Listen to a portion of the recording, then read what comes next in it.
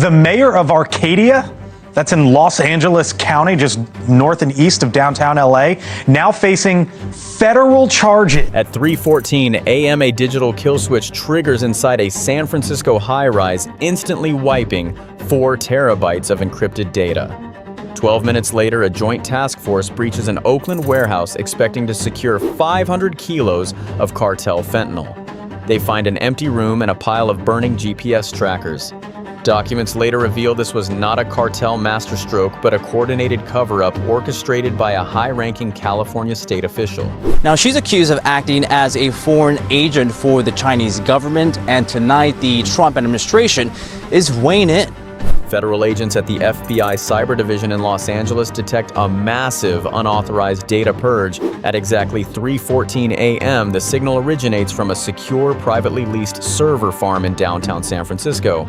The targeted hardware belongs to a Shell LLC, a corporate entity secretly controlled by a senior California state commerce director.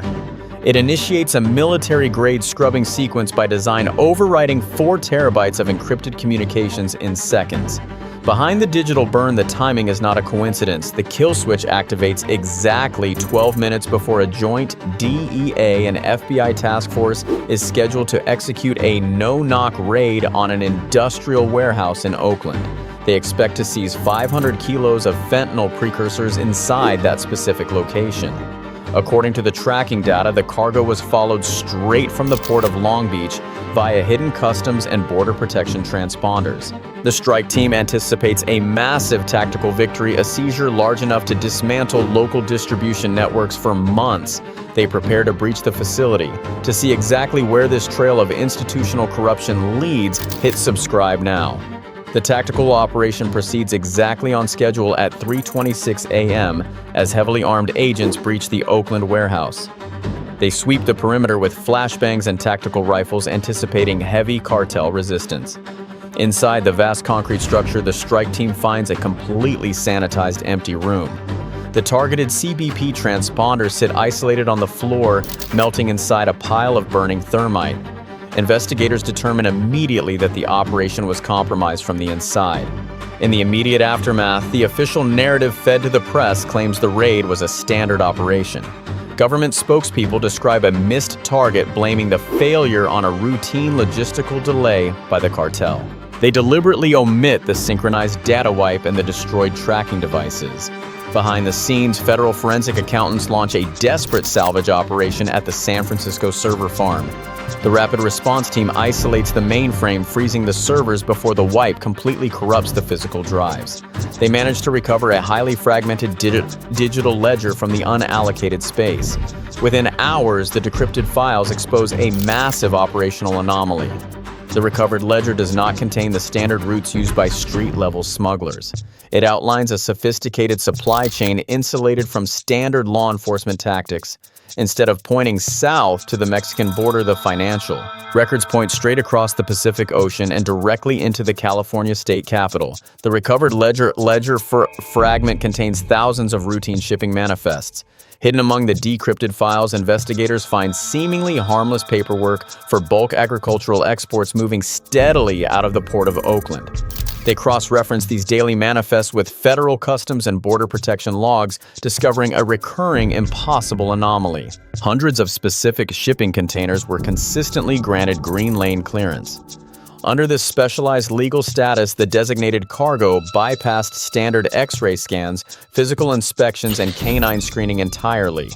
It was justified on paper as a special state-level economic trade initiative designed to accelerate international commerce.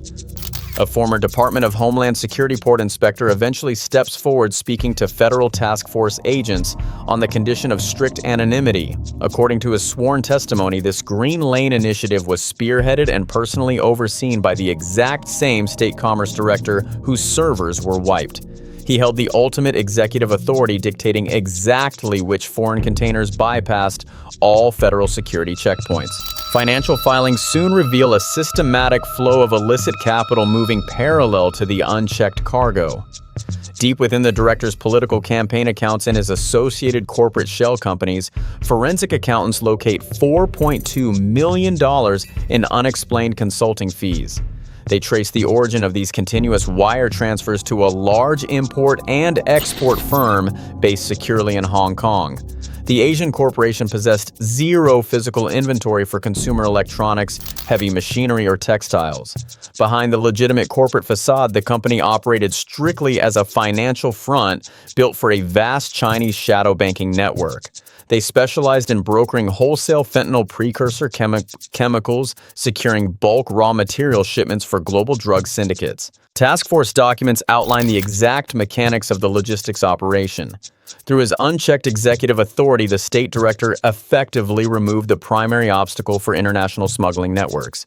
He guaranteed safe passage for the exact chemicals required to manufacture deadly narcotics on American soil. The California state official provided far more than passive political protection. From his office in the state capitol, the director actively managed the logistics, serving as the central node for a multi-billion-dollar international alliance. The network merged foreign chemical suppliers directly with domestic cartel distribution. According to newly obtained federal documents, the exact mechanics of this alliance operated with strict corporate efficiency. Chinese chemical brokers shipped hundreds of tons of raw fentanyl precursors directly into the port of Long Beach, bypassing all traditional customs checkpoints. The specialized green lane system functioned as a guaranteed invisible pipeline. Inside clandestine Southern California laboratories, cartel-affiliated cells received these protected shipments. They synthesized the raw chemicals into finished narcotics and rapidly distributed the lethal product to major cities across the United States. This massive domestic distribution network quickly generated a critical logistical hurdle. Across Los Angeles, billions of dollars in bulk street cash piled up inside fortified safe houses. Cartel accountants could not deposit this massive volume of physical currency into the heavily monitored American banking system. The California state official stepped in to solve this exact problem. Acting as a high-level broker, he connected cartel plaza bosses directly with Chinese underground money launderers. These syndicate operatives bypassed the United States banking sector entirely. Bag drops of physical cash occurred late at night, delivered directly to shadow bankers operating out of legitimate storefronts throughout California. Using encrypted flying money applications, the brokers instantly transferred the exact equivalent value to cartel accounts down in Mexico. They kept the physical American dollars circulating in California while the digital value materialized instantly across the southern border, completely untraceable. The missing 500 kilos of Oakland fentanyl served a very specific purpose within this vast financial web. According to financial ledgers, the vanished shipment functioned as a massive, off-the-books collateral payment. Cartel bosses offered this lethal down payment to finalize a permanent supply route flowing straight through San Francisco. Flight records reveal the extreme lengths required to orchestrate a deal of this magnitude. Within a single 6-month window, the state director took 4 unlogged private jet trips across the globe. He traveled quietly between Macau and Mexico City, personally engineering the logistics for a multi-billion-dollar international alliance. A local politician simply lacks the clearance to manipulate federal port security without triggering massive internal alarms. For a regional state commerce director, managing this level of geopolitical trafficking borders on the impossible. Someone with immense federal reach had to be actively watching the radar and deliberately protecting his blind spots. Inside the Department of Justice, the federal investigation, internally dubbed Operation Pacific Blind Spot, came to an abrupt halt. Subpoenas targeting the Hong Kong shell companies vanished into a bureaucratic void. They were inexplicably blocked by a federal oversight committee citing delicate geopolitical trade negotiations. Behind this official excuse, investigators found a massive security loophole. A senior intelligence analyst discovered a glaring security loophole buried deep within administrative records. He noted the state commerce director held active clearance to attend closed-door federal port security briefings. During these highly classified meetings, federal agencies openly discussed their operational vulnerabilities. The compromised director gained direct access to Department of Homeland Security deployment schedules. He learned exactly when and exactly where mobile X-ray units would be taken offline for routine maintenance from his state office. The official extracted these precise windows of vulnerability, mapping out the exact times when the borders were completely blind.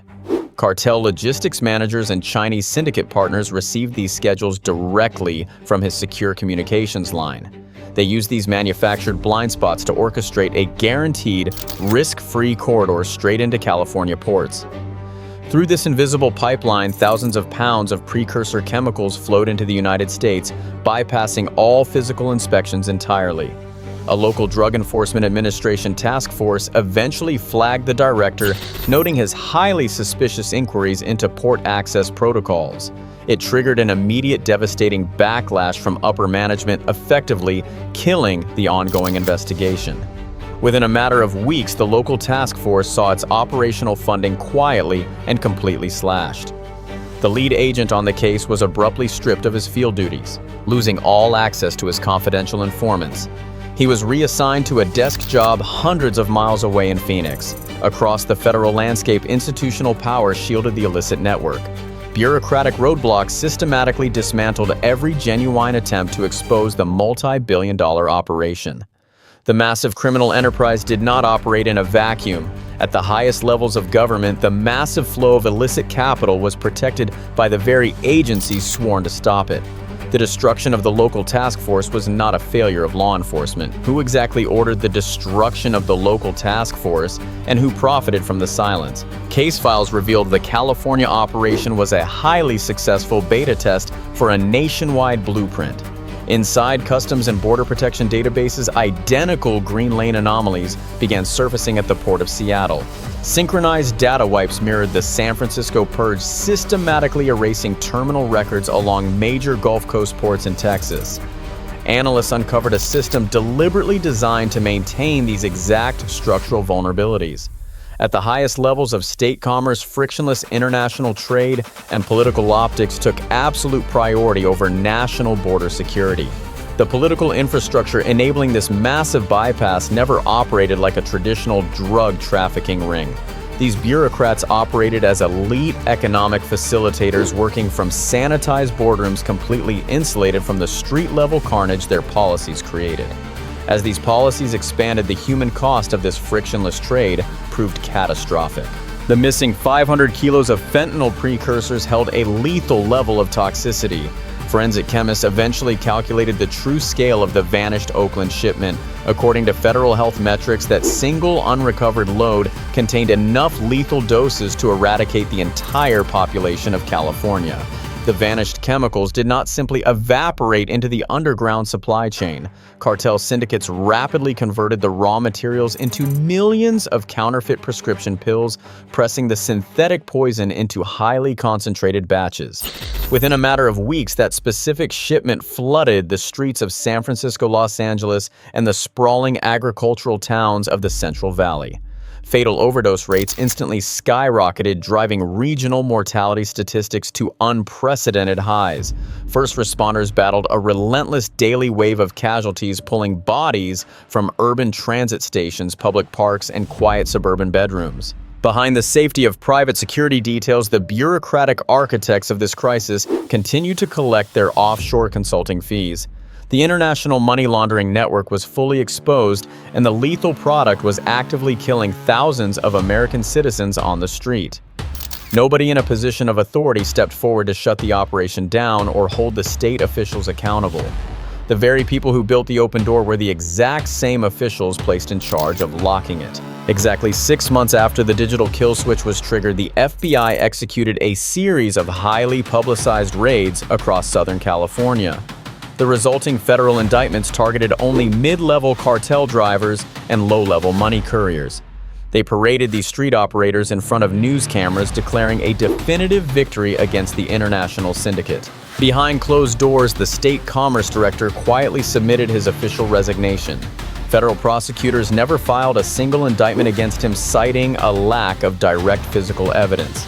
He transitioned immediately into a private consulting role, advising international logistics firms on port entry procedures and regulatory bypasses. According to corporate filings, the Chinese shadow banking network executed a simple administrative maneuver to avoid federal scrutiny. The financial syndicates dissolved their California shell companies overnight, erasing all legal ties to the vanished cargo. They registered brand new entities the very next morning, utilizing different corporate names to mask the exact same laundering infrastructure. As for the missing narcotics, the 500-kilo shipment of fentanyl precursors was never recovered by law enforcement. The staggering street-level profits were completely sanitized through the shadow banking network, bypassing United States banking regulations entirely.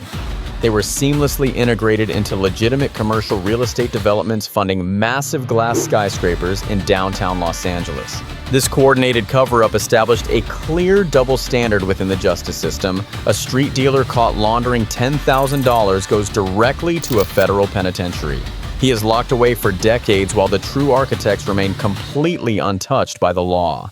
By laundering $10 billion for a transnational cartel, an elite official gets a permanent seat on an international trade commission. This California pipeline was merely one isolated operation exploiting deliberate blind spots within the federal government to move illicit capital. It functioned as a blueprint for future operations. Following this display of political immunity, cartel bribery strategies rapidly evolved to protect their investments.